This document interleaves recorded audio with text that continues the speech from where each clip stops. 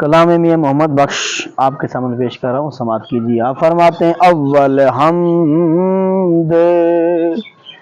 सना इलाही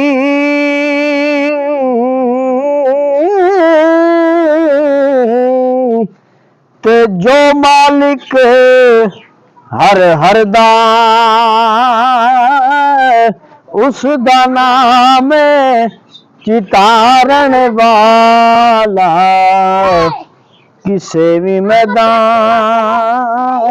न हरदा उस दा नाम पुकारन वाला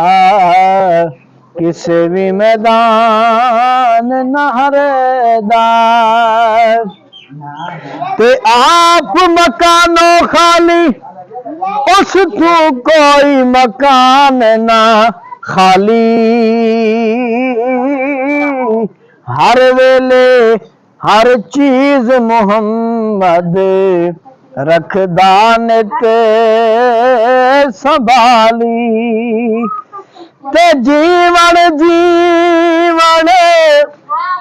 झूठा नावा अते मौत खड़ी सिर उत्ते तैथों लख किरोड़ा सोने वंज खाक अंदर रल सूते तैथों लख किरोड़ा सोने वंज खाक अंदर रल सूते ते गन्ना काना दो इको जैसे पींदे ने रस जमी दी एक फिक्का एक मिसरी भरे यार कुदरत नहीं गिनदी ते लाओ यार हवाले रब दे ते मेले 4 दिना दे उस दिन ईद मुबारक हो सी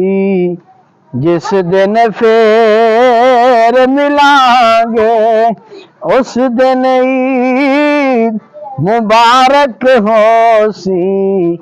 जिस दिन फिर मिलांगे।